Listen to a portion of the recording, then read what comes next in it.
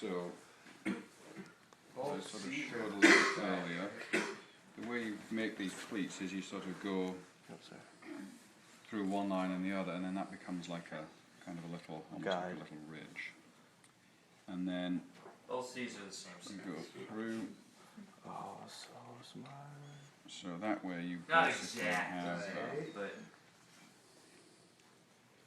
And you just double check on the Right now, and obviously the tighter you are on these lines, the squarer the lines will be when you sew them. Obviously, so the tighter, like what do you mean by well, tight? the closer you are on the line. So like the distance between that and then that. No. I mean, if you were to sort of think, oh, the needle came out there near enough, you know, when you're sewing on those lines, okay, it's just you get a much squarer line if you're more precise with the pinning and the sewing.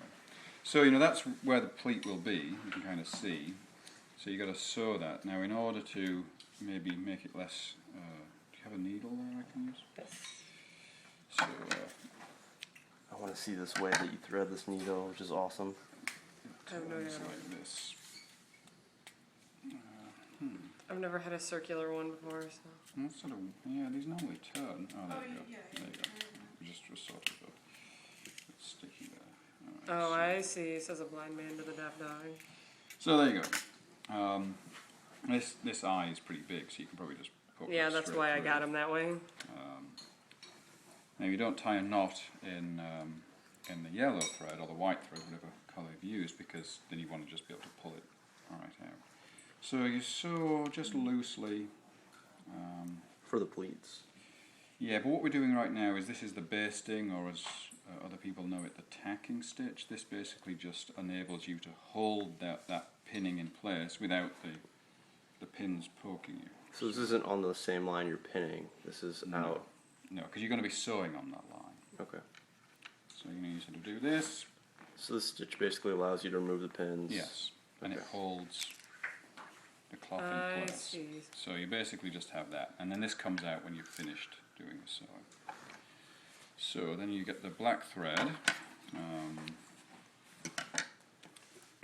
There's all sorts of ways you can keep it in place. I usually just tie a double knot. Boy, you made that look so easy. Well, I've seen people that like can just like twist it and You can then do that. pull it out. yeah, I mean That's there's really all sorts of ways you can do that. And I'll show you how I did the other thread. So you sort of take the thread and you put it over the needle, and then you turn it so that you can't see the eye, so the narrowest part of the needle is up, and then you just do that.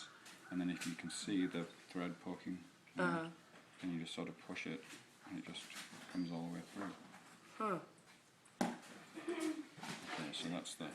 Is that available now? yeah, oh, that's I noticed that you have like a little bit like your nails really kind of allow you to get really precise with where you're grabbing. Yeah, I don't bite my fingernails. Tools so of the much. trade right Note, there. note to self. Massage therapist doesn't exactly have that allowance. Right, that's true.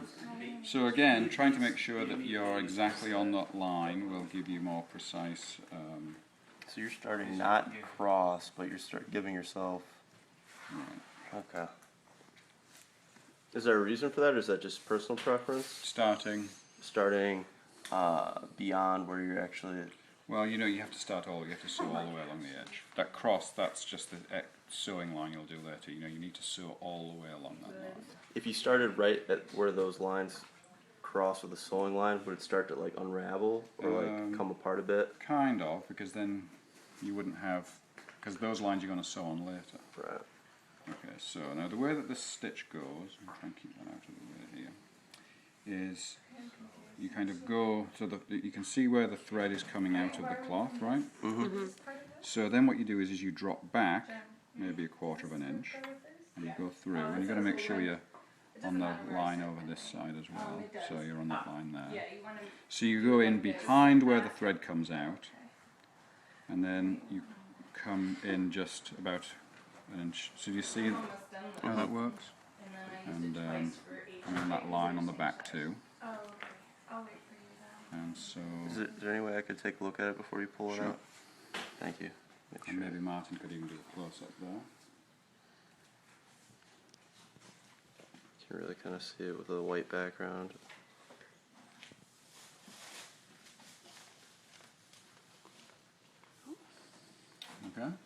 Do you guys want to see it? You've seen it? Mm-hmm. So then now the stitches are pretty small. So again, you go in. I guess I'm on that line. You just keep coming back down Yes, and so you back. keep. Yeah. So basically, you're always going under, and then. So if this was to be stitching that was white, like on my other Rakusu, you could see that on this side there are like little tiny stitches, and then on the back it's like a continuous line. Okay.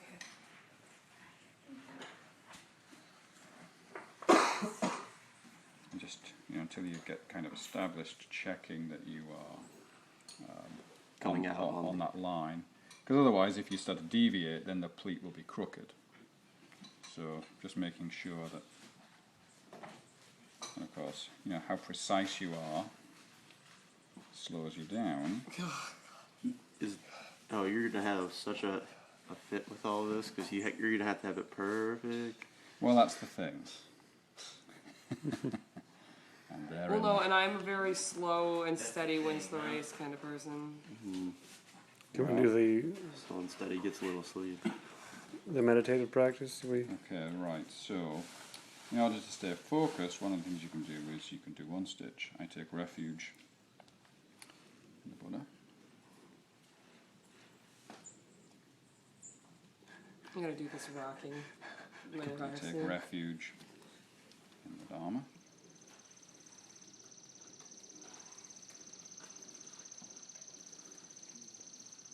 I take refuge in the Sangha. I can imagine when you get to the corner, you're like, I take refuge in the Buddha, trying to get it through. So that's I'm so glad I love needlework. This is gonna be good for me. Can I see the difference of how it looks on the back or the front? Thank you. So this is like, so the individual little stitches separated maybe by 1/8 of an inch, maybe by 1/16 of an inch, and then on the back it's almost like a continuous line of stitching. Did you get that, Mark? yeah, you should. Close. See here. By the way, Monsho, if we're not going to cut this out today, Trying to get it to focus. how do you fold To this? keep it from rubbing. Yeah, Martin kind of folded his up. the way it should go. Or? Well, I don't know that there's a precise way to do it, so I delicately folded mine so that the chalk's on the inside, and just didn't put a lot of, Stuff on it. didn't rub or push it, and then put it right in my bag, and as soon as you get home, as soon as I take get it. home, take it out, cut it out. Yeah. Did you bless it? Did I bless it? I thought With holy water. everyone already. I thought the Rinsen and Dylan already did that. He was kidding. Oh. Just kidding. Did I not do that? What? I thought we did. They Yeah, did. they did. Oh, He okay, good. was kidding. We were talking about being so careful. Did you bless it while you were sleep time for days? Yeah, I didn't sleep that well.